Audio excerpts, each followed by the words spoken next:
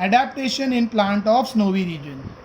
Snowy region में plant अपने आप को कैसे अडेप्ट करते हैं। स्नोवी रीजन मतलब जहाँ बर्फ़ गिरती है, जैसे इंग्लैंड है, इंडिया में अपना कश्मीर है, तो वहाँ पे पेड़ कैसे रहते हैं, वहाँ पे पेड़ अपने आप को कैसा वहाँ पे ढालते हैं।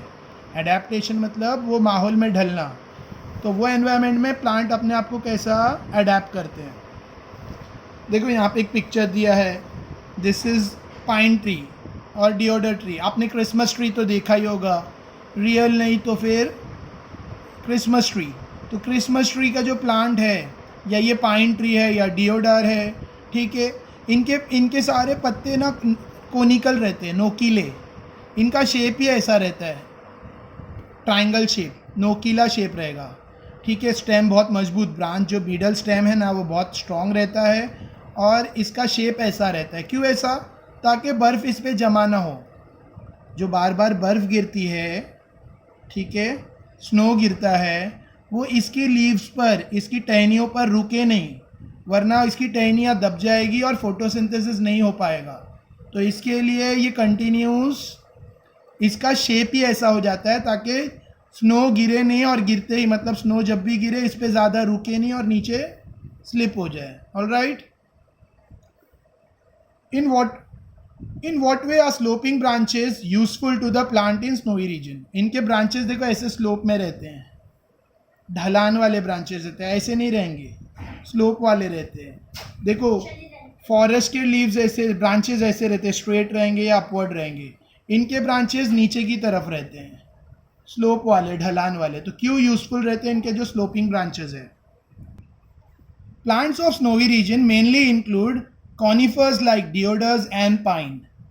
जो स्नोवी रीजन में प्लांट रहते हैं उसमें ज़्यादातर कौन से प्लांट रहते हैं? कॉनिफर्स। कॉनिफर मतलब कोनिकल शेप वाले, कोन शेप वाले, नोकीले शेप के, नोकीले, ठीक है। एग्जाम्पल डिओडर है और pine. This trees are conical in shape. ये ट्रीज कौन से शेप के रहते हैं? कोनिकल। देखो मैं ड्रॉ कर रहा हूँ, this is called conical shape. Conical shape में रहते हैं, और इनके ब्रांचेस ऐसे नहीं रहते हैं अपवर्ड, बल्कि ऐसे रहते हैं नीचे की तरफ। सारे ब्रांचेस ऐसे रहेंगे नीचे की तरफ। क्यों? क्योंकि स्नो जैसे इस पे गिरेगा तो स्लाइड होके, स्लिप होके नीचे चला जाए, ठीक है। This trees are conical in shape due to their sloping branches. In the heavy snowfall, जब बहुत ज़्यादा स्नोफॉल होता है, एंड एक्सट्रीम कोल्ड, और बहुत ज़्यादा ठंड रहती है, in this region their conical shape prevent the snow from accumulating on the tree. तो इनका जो ये स्लोप शेप है, कोनिकल शेप, ये स्नो को जमा होने नहीं देता। एक्यूमुलेटिंग मतलब जमा होना। ट्री के ब्रांचेस पर, लीव्स पर स्नो जमा नहीं होता इनके शेप की वजह से। And the thick bark help the tree to withstand the cold. और जो जाड़ा सा उसका बार्क रहते हैं, जाड़ा सा तना, थिक बार्क, उसके जो थिक बार्क्स रहते हैं, स्टेम और बार्क्स, वो उसको इतनी भी ठंडी में मजबूती से खड़े रहने देते हैं, ठीक है। तो this was adaptation of plant in snowy region. Next is adaptation of forest region. Adaptation of, अब जंगल में जो प्लांट रहते हैं बहुत सारे रहते हैं, पूरा घना जंगल रहता है, ठीक है। बहुत सारे छोटे झाड़, पेड़ पौधे, घास और पेड़ सब रहते हैं फॉरेस्ट में। तो उनके अंदर ना सन रेज के लिए कंपटीशन होने लगता है, क्योंकि सन रेज से ही वो फोटोसिंथेसिस करेंगे। जिसको सन रेज मिलेगा वो फोटोसिंथेसिस कर पाएगा। तो इनमें क्या रहता है? Competition for photosynthesis. तो let's see, a variety of plant, tree, shrubs and herbs. बहुत सारे पौधे, पेड़, शर्ब्स, हर्ब्स झाड़ी और जड़ी बूटी या छोटे पौधे, ठीक है, घास वगैरह, are found in forest. Forest में पाए जाते हैं। This plant compete among themselves for sunlight. इनके अंदर सनलाइट के लिए कंपटीशन होता है, कम्पीट, एक दूसरे से कम्पीट करते हैं। Hence tree grow tall to get sunlight and climbers and vine grow to great height. इसके लिए पेड़, जंगल में जो पेड़ रहते हैं वो अपनी हाइट को बढ़ाने की कोशिश करते हैं, ज़्यादा से ज़्यादा टॉल होने की कोशिश करते हैं। क्यों टॉल होने की कोशिश करते हैं? ताकि उनको ज़्यादा से ज़्यादा सनलाइट मिले, ठीक है। और जो क्लाइंबर्स और वेन्स है, क्लाइंबर्स और वेन्स, बेल, करेले का बेल देखा होगा, करेले का पौधा बेल में उगता है, ऐसा पतली सी लाइन रहती है जो कोई भी चीज़ को पकड़ के ऊपर चढ़ती जाती है, उसको कहते हैं क्लाइंबर्स और वेन्स। ग्रेप की वाइन्स रहती है, वाइन्स, ठीक है। Grow to a great height with the support of tree. Climbers और वाइन्स पेड़ को पकड़कर हाइट पे पहुंच जाते हैं अच्छा खासा। देखो मैं डायग्राम में यहाँ पे पिक्चर में दिया है, ये देखो इसको वेन्स ने लपटा हुआ है और ऊपर गए, ये क्लाइंबर्स और वेन्स है जो बड़े से ट्री को पकड़कर ऊपर तक चढ़े हैं, ठीक है। और देखो ट्री कितना टॉल हुआ है, ये ट्री भी टॉल हुआ है, ये ट्री भी टॉल हुआ है, ये ट्री भी टॉल ग्रो हुआ है ताकि ज़्यादा से ज़्यादा सनलाइट रिसीव कर सके, ठीक है। इनका कोनिकल शेप नहीं है क्योंकि they are not in a snowy area, they are in forest area. With the support of tree, spring-like tendrils on the stem of some climbers is an example of adaptation. और कुछ climber, देखो तुमने money plant देखा है, वो भी एक climber है, उसके हर पत्ते के पीछे रूट जैसा कुछ रहता है, या करेले के हर पत्ते के पीछे करेले का जो बिटर गॉड होता है, यानी बिटर गॉड मीन्स करेला, उसके हर एक पत्ते के पीछे एक पतली सी ऐसी स्प्रिंग जैसा कुछ रहता है जो होल्ड करने के लिए बना रहता है। ये अच्छा एग्जाम्पल है एडेप्टेशन का, ठीक है। देखो मैं इमेज जूम करके बताता हूँ, you all can see this in this image. Climbers दिख रहा होगा, क्लाइंबर्स कैसे पकड़कर ऊपर ऊपर बढ़ते जा रहे हैं, ठीक है। और जूम हो सकता है तो और करता हूँ। Now this is maximum zooming, alright. थोड़ा बुक की नज़दीक ले लेता हूँ। देखो क्लाइंबर्स प्लांट को पकड़ के कैसे ग्रो हो रहे हैं, climbers, alright.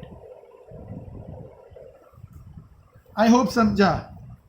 Next, adaptation in grassland plant. Adaptation in grassland plant,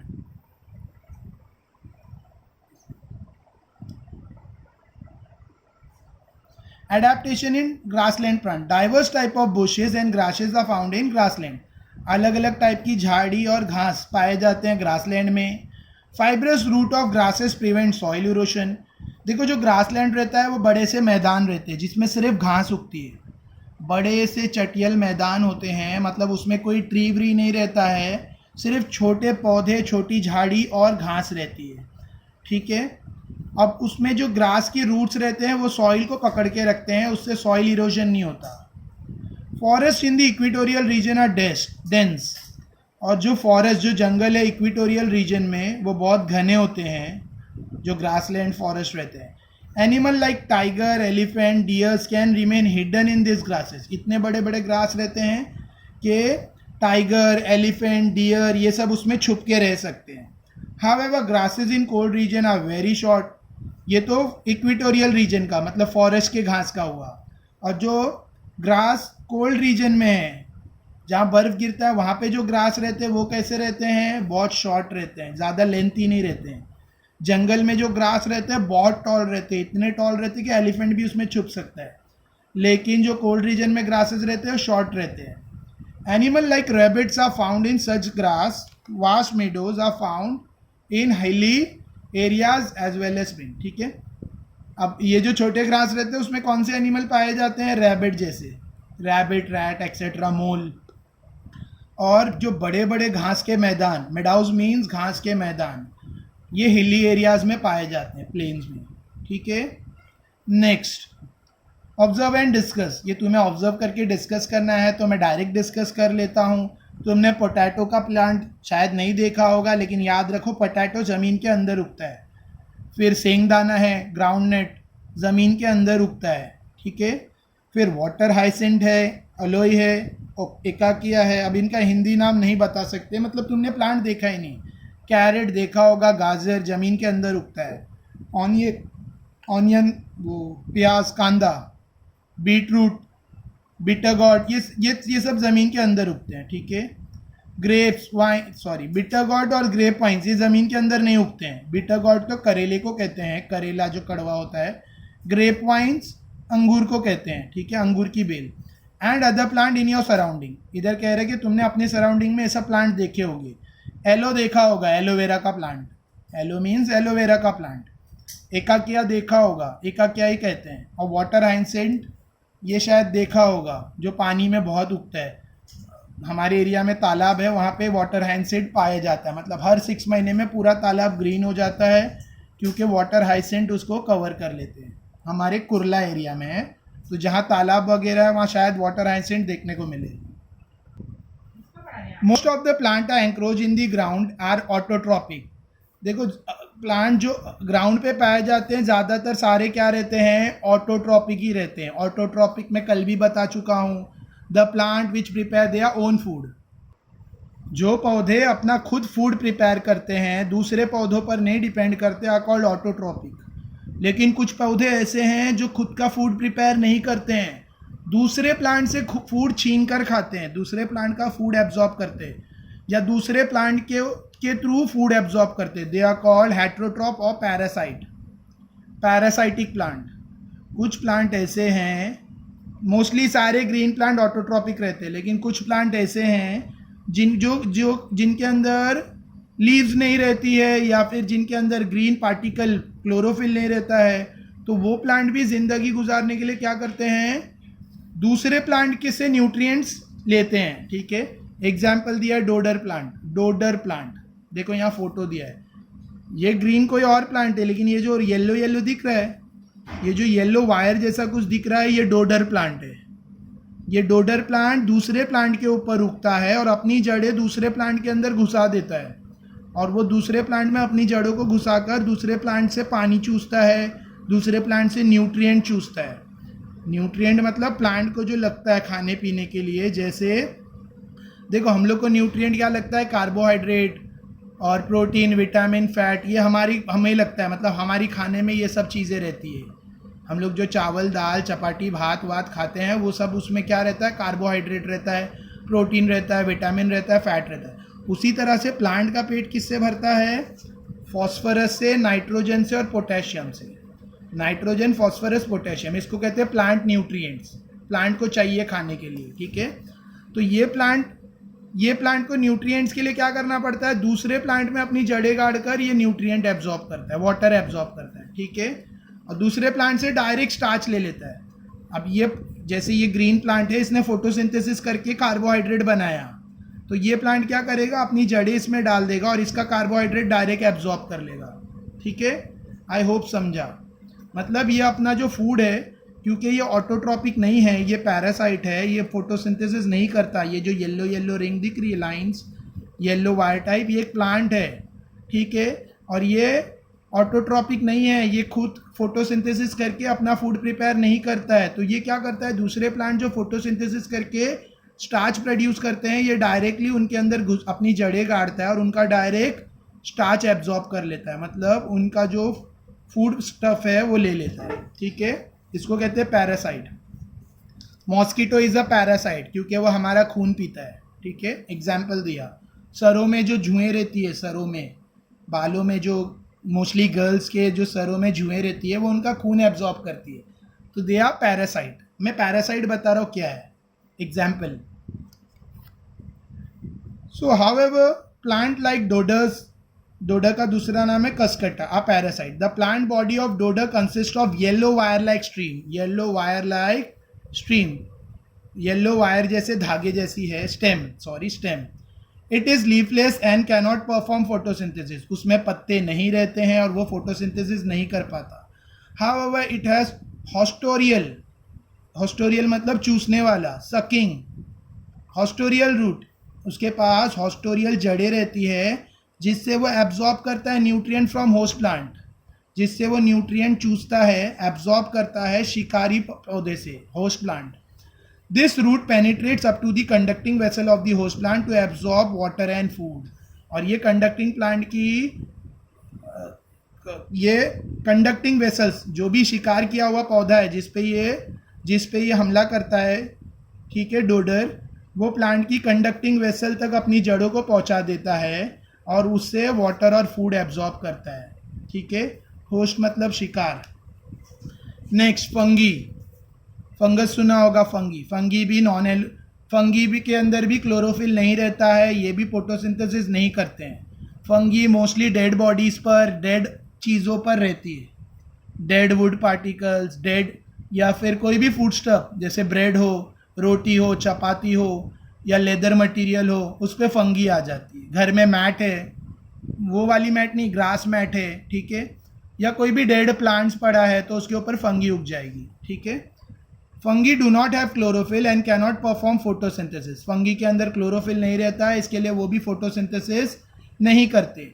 they obtain food from starchy food like food stuff like. उनको फंगी अपना फूड किससे लेता है? स्टार्ची जैसे फूड मटेरियल, जैसे भाकरी और ब्रेड. भाकरी चपाती सुना होगा, bread. They have root like fibres for absorbing of food. उनके अंदर रूट के जैसे फाइबर रहते हैं. फंगी में रूट्स भी नहीं रहता है, रूट के जैसे फाइबर्स रहते हैं जिसको राइजोबियम कहते हैं, राइजोइड कहते हैं. यहाँ नहीं लिखा है, मैं अपने से बता रहा हूँ. और उसके थ्रू वो फूड एब्जॉर्ब करते हैं. Alright, next. कुछ प्लांट ऐसे जगह पर उगते हैं जहाँ पे नाइट्रोजन, फॉस्फर, पोटेशियम कम रहता है. कुछ प्लांट ऐसी जगह पर उगते हैं जहाँ पे नाइट्रोजन, फॉस्फर, पोटेशियम सॉइल में कम रहता है. तो ये प्लांट अपनी ग्रोथ के लिए क्या करते हैं? शिकार करते हैं, यानी इंसेक्ट को पकड़कर खाते हैं. ठीक है, इसको इंसेक्टिवरस प्लांट कहते हैं. Insectivorous plant. ठीक है, ये प्लांट की लीव में कुछ स्टिकी प्रोड्यूस होता है जिसको इंसेक्ट खाने आती है और ये बंद होकर उसको डाइजेस्ट कर लेता है.